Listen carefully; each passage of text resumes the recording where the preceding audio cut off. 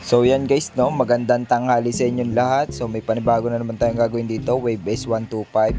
So guys, ang gagawin natin dito, no, babaguhin natin yung pagka-convert dito ng tusok na clutch, no. Kasi dumadaplis na to sa loob, no. Yan, tinulak nga lang pala dito guys, no. Yan, tinulak lang pala dito ng may-ari. So sa atin na daw ipapagawa. Ito yung kinonvert nung dati, no. Yan, nilagyan lang to ng pako, D5. Yan, D5 yung kinabit dito, tapos nilagyan lang ng nut. Yan, tinabas lang yung nut, ayun yung suotan ng kable.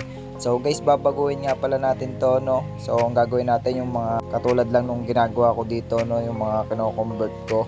So yun, lumalaro yun sa loob. So ito na nga pala yung mga laman loob, pati doon sa may magneto, yung sa starter gear. Yan, kakabit din natin doon sa kabila. So yan, so bago nga pala natin to umpisan guys, no, kung bago ka pa lang sa aking YouTube channel, please like and subscribe, at wag mo na rin kalimutan i-hit ang notification bell para lagi kang update sa mga video ko i-upload. So yun lang guys, umpisa na natin, let's go.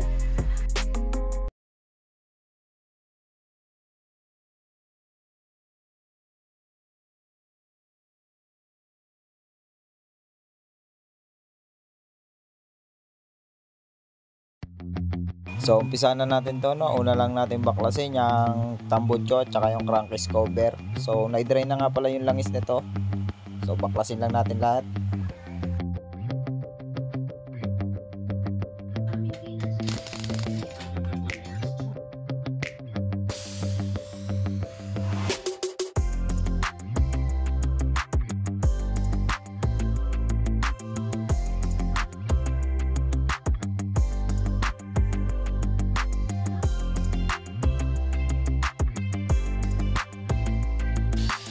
So grinderin lang natin yung pako, tanggalin lang natin. So panoorin nyo na lang hanggang dulo.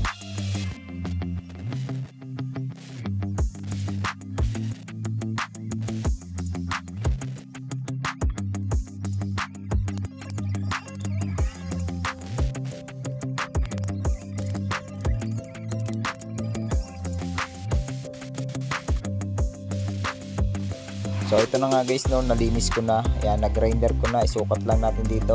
Usa natin ilalagay yung brake pad. Yung brake pad lang yung tatabasin ko nga pala dito, gagawin ko. So ito yung brake pad guys, tabasin lang natin. Ito yung gagawin natin dito sa DIY natin clutch, no. So tabasin lang natin.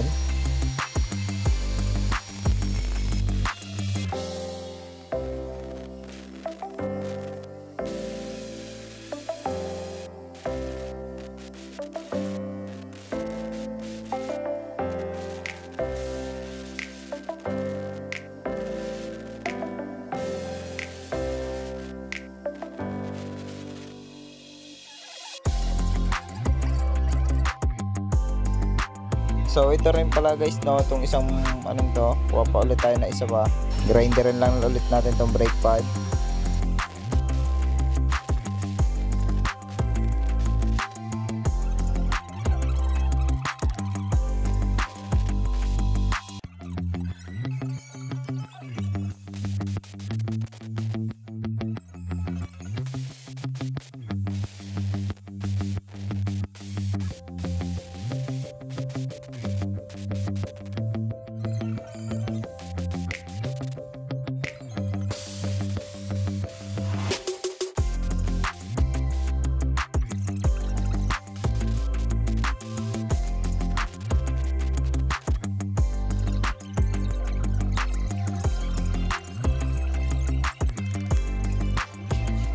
So yan guys, no, tapos ko ng grinderin. Yan. So isusukat lang natin dito bago natin butasan, no.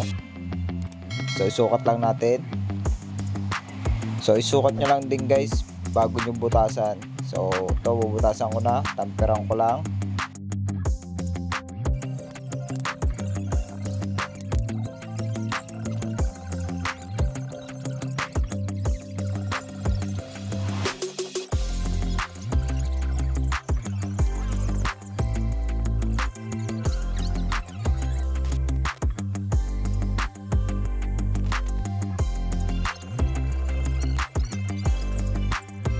So yan guys, no, ang gagawin ko lang dito pin, yung didos na pako lang. Yan, kinuha ko lang pin dito kasi may ulo na yon, para yung sa kabila na lang yung weldingan.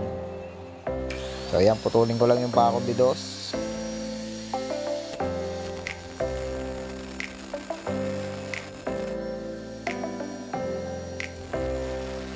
So ayun nga guys, no, naputol ko na at ispatan na natin to.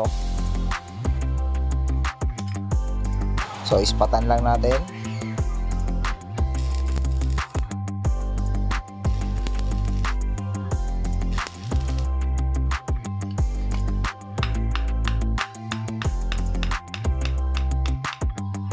So grinderin lang natin guys.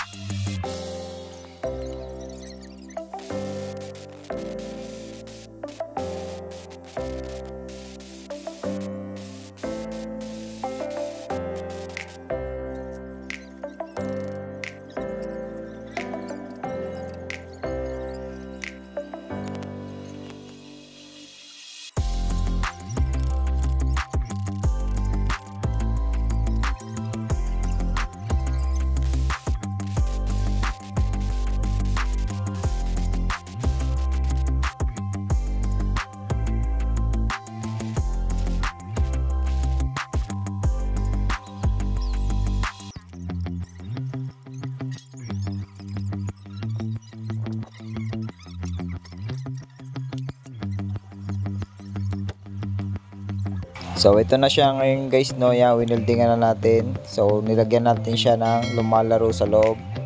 So dito natin kakawit yung cable. So isukat natin dito, ikabit natin yung cable. So ito na nga guys, no, kinabit ko na yung cable. So yan. So isasalpak na natin to. So buuin na natin to lahat, no, ikabit lang natin lahat.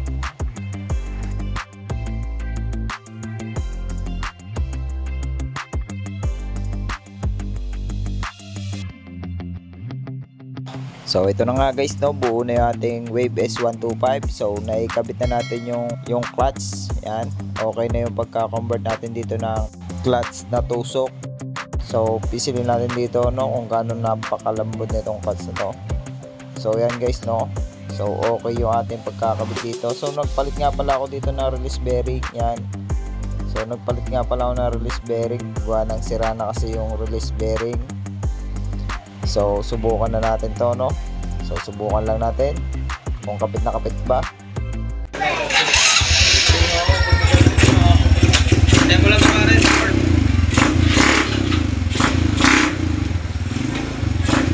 So yan guys, no, kung makikita nyo, kapit na siya, no.